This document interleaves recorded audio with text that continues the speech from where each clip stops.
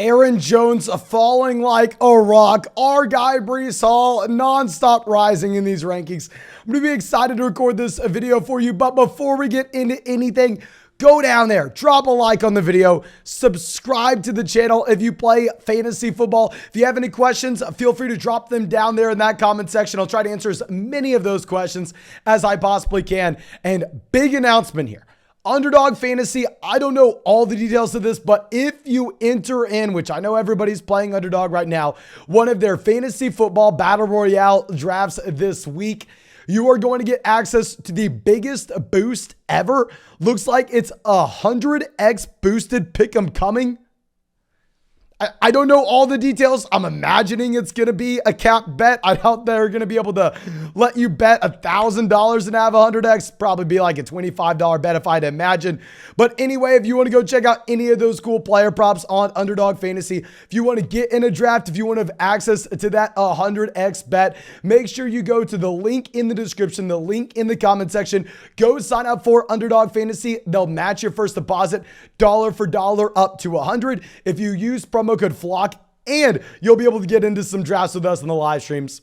But that should be it. Let's go through. Let's dive into these rankings, and let's lead it off with Saquon Barkley at 1 here. I mean, with Saquon Barkley, technically not the running back 1 in fantasy right now, but I mean, I have everything we need to see.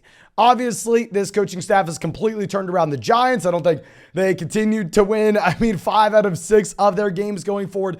But it's a team that somehow manages to move the ball down the field without anybody healthy at the wide receiver position. Now that you're getting Wan'Dale Robinson coming back in, maybe some people view this as target competition for. No. Any way that a receiver can come in and help the Giants have sustained drives, have more trips to the red zone, where we have seen that once they get to the red zone, Saquon Barkley is the guy they're going with. Phenomenal pass catcher, getting to 100 rushing yards every single week. I mean, you see on Underdog every single week, his player prop is over 100, at least 100 total yards.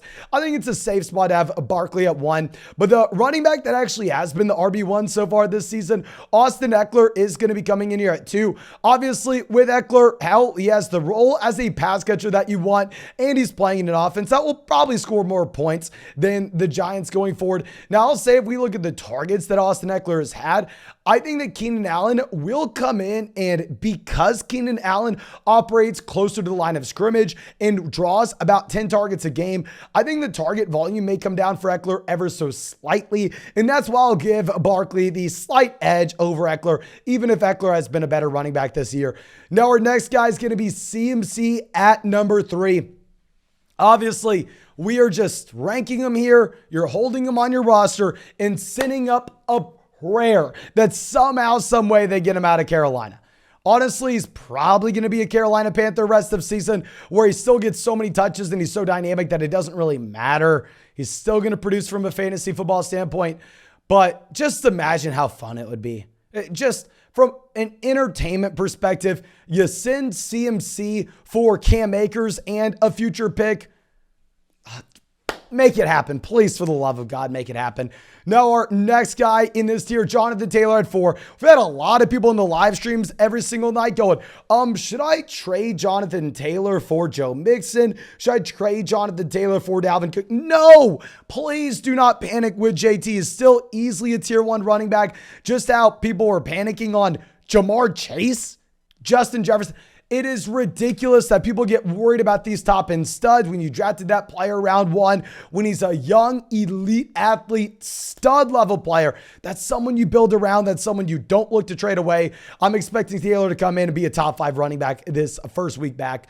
Now, dropping down to our next tier, we're going to go Derrick Henry at 5. Henry is going to rise a spot despite not playing this past week. And honestly, I just want to say, hell, if you have one of these guys that's already gone through their bye, naturally, they're going to be a little bit more valuable just because you're getting the extra game from them. So Nick Chubb was ahead of Derrick Henry a week ago, but Nick Chubb has yet to go through his bye, where Derrick Henry, you are going to have the extra game going forward. So just based off the extra game, I think that if the players in the similar tier, we can go through and we can give that tiebreaker to Derrick Henry over Nick Chubb. Very similar down to our next tier where we have DeAndre Swift at 7. I think if you look at Swift, Kamara, Hall, Dalvin, Fournette, Mixon, from a raw points per game perspective, all these guys are going to be very hard to differentiate. However, when you're getting the extra week from DeAndre Swift, I'll be fine ranking him at 7. I mean, I know Jamal Williams has been great. Jamal Williams has been someone involved in the red zone, and I'm a little bit worried about that going forward. But Swift, one of the best passing down running backs in the NFL, so I'm fine ranking him at 7 in a full PPR league. Speaking of elite level pass catchers, Alvin Kamara. Now, full transparency, I'm recording this right before the Thursday night game so I can get this to you on Friday morning. So maybe something happens with Kamara where he goes down and we have a bunch of trolls in the comment section that just skim to the end of the video and go, oh my God, how is Kamara at 8? Okay, please. I think with Kamara, as we had him as a buy low guy every single week through the first month of the season, back when people were also panicking on Alvin Kamara, he's someone I want to be rostering, someone I want to be starting. Not going to be surprised if he crushes on Thursday night. However, in the long term, I would be a little bit more concerned as you get guys like Jarvis Landry and Michael Thomas back in, that all of a sudden there's so many weapons in New Orleans that the target share for Kamara does come down. But now going over to our next guy, Breece Hall. You better believe we are going to continue to move Breece Hall up these rankings. Speaking of someone that headlined every single buy low running back video this year except this week, because hell, I mean, you can't buy him low anymore. He is a top 10 locked and loaded running back. Next guy, Dalvin Cook. Let's throw all three of these guys up. Dalvin Cook, Leonard Fournette, Joe Mixon. Okay. I don't know how to rank these players. Full transparency, I think that they are very comparable. I think that these three guys are all about the same, and it is legitimately up to you and your personal preference. Leonard Fournette has not looked as good as these other players. I know some people are going to be worried about the Tampa Bay Buccaneers offense in general, but I'd say you have to at least respect Leonard Fournette and put him up here in this tier because A, look at the damn points he's scoring. B, look at the usage in the receiving game. Fournette's right up there with pretty much any other running back in targets out of the backfield so far this season. But now let's drop it down to our next tier. Let's go over to someone that I will admit I've been too low on him every single week this season. Literally, every single week this season, we've been too low on him. Dameon Pierce. Dameon Pierce, earlier on in the year, we were saying it's a piss poor offense. He's not catching passes. I don't want a first and second down running back on a horrendous offense, but hell, he's overcome it. He's looked phenomenal, and now he's catching the ball out of the backfield. Doesn't matter that Burkhead is technically the third down guy. They are targeting Dameon Pierce very often on first and second down. He looks great. He's already through his bye. I think you can comfortably rank him at 13. And now my most drafted running back this season. I got to flex on y'all real quick. Out of the 150 best ball mania teams we drafted on Underdog Fantasy this offseason, we have 51 out of 150 in either first or second place in their 12-team league. And y'all know Best Ball Mania, the largest draft tournament you're ever going to find. I mean, there were 451,000 teams drafted. We have 3 teams inside the top 500. So let me flex on y'all. Serious question. Show me one person with better results through the first 7 weeks. That's all I ask. But one of the reasons we've had the best results of anybody you're going to find is Josh Jacobs, my most drafted player. We are getting him in the 7th round consistently. Very excited about Jacobs. I'm hesitant to just go and rank him as a top 10 running back rest of season though, because like I said, I am very biased. We have him absolutely everywhere. Looks like he will win us a lot of money and already through his bye week as well, which you like to see. Now dropping down to our next tier, we have Aaron Jones, running back 15. With Aaron Jones, we had a lot of questions in the live stream saying, Mason, I want to sell Aaron Jones. What can I get? Of course you want to sell Aaron Jones. Anybody who has Aaron Jones wants to sell Aaron Jones. But the question is, does anybody want to buy him? Hell no. The man had about 19 rushing yards this past week. Do not sell Aaron Jones. He's still low in running back 1, high in running back 2 rest of season. We had him on a sell high video after week 2, after he crushed the Chicago Bears, because there were serious red flags. However, if you were looking to sell him high and you did not cash out at the beginning of the season, you're going to have to wait until after the Washington game, where I think he does have a better performance against the Commanders. Now our next guy, our second most drafted running back on Underdog, over 700 teams drafted, Kenneth Walker. Oh, let me just flex on everyone. I'm so excited about our results this year. But anyway, with Walker, hell, I mean, he looked very good with no Rashad Penny, as you would assume that he was going to. Superb athlete at the NFL Combine, has the size to be a 3-down player. Now, I've been fair saying that he has the limitations where he wasn't used on 3rd downs. He wasn't used as a pass catcher in college. But honestly, DJ Dallas didn't get involved that much this past week. It was Kenneth Walker. Kenneth Walker was the guy getting targeted out of the backfield. So you really love to see it. Now, dropping down to our next tier, we're going to go Najee Harris at 17. Harris, gross. Nobody wants him. I get it. But at the end of the day, when you are going to be getting consistent work, when you are going to get targeted out of the backfield, it's probably too high for Najee Harris. I know nobody wants him. But anyway, Ramondre Stevenson at 18. With Ramondre, this is much lower than where we ranked him last week in our rest of season rankings. But the reason for this drop is, hell, I didn't expect Damien Harris to come back this early.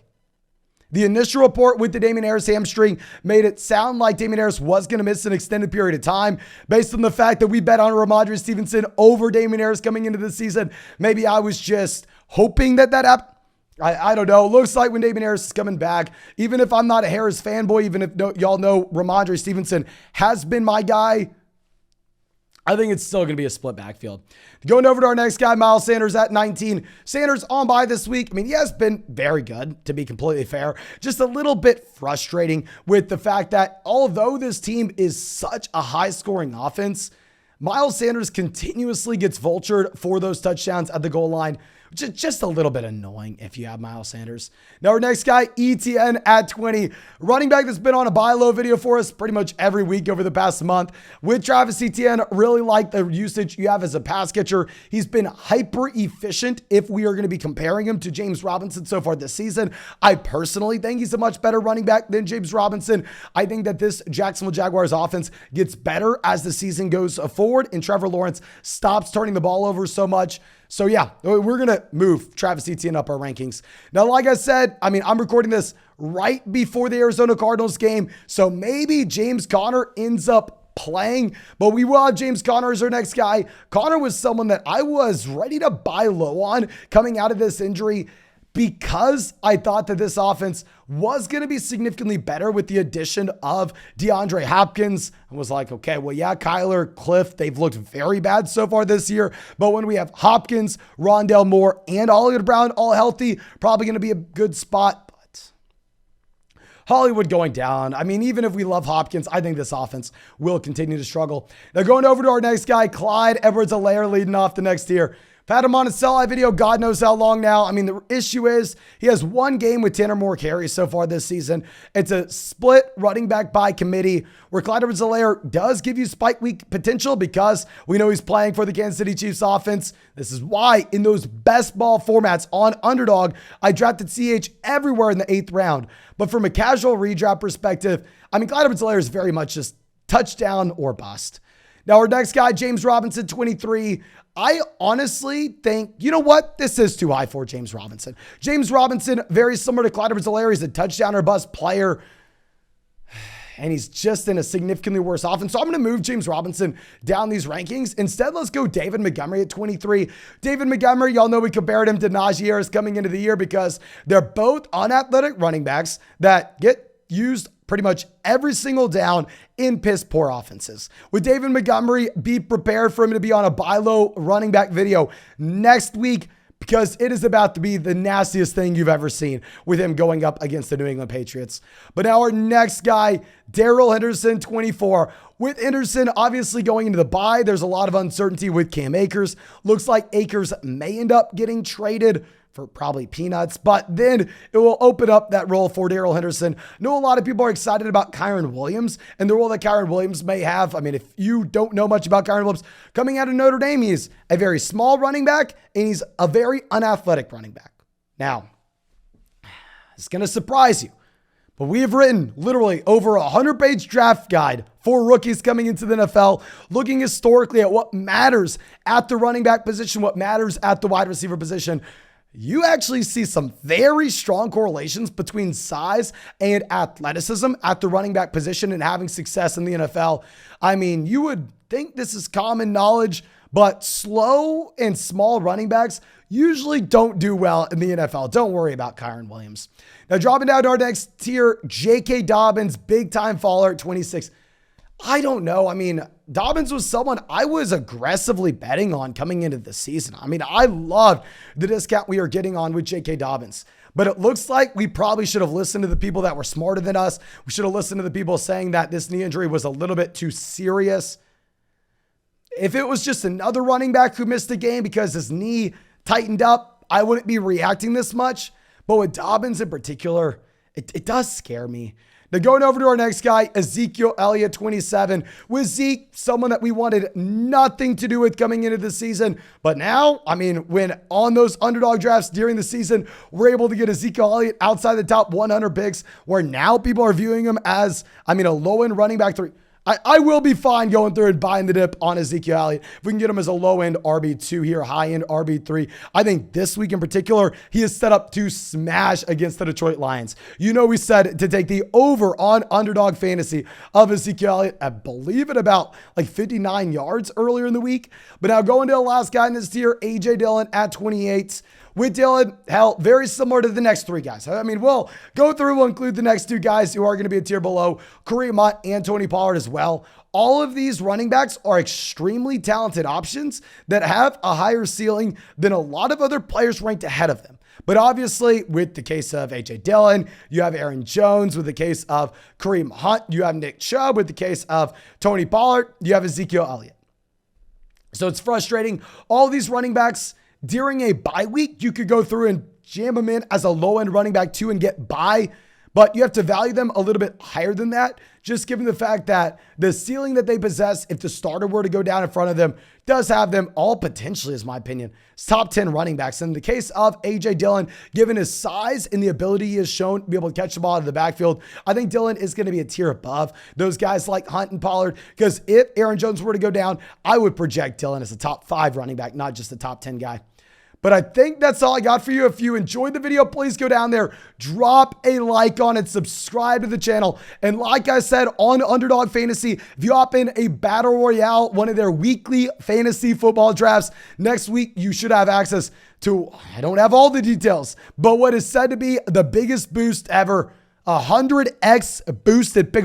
I don't even know how that's possible, but I am definitely going to enter into that so I can take advantage of it. If you want to go check out any of those player props on Underdog Fantasy, go get access to that boost, or just get in a fantasy football draft, make sure you go to the link in the comment section, the link in the description. Use promo code FLOCK when you sign up, and they'll also match your first deposit dollar for $200.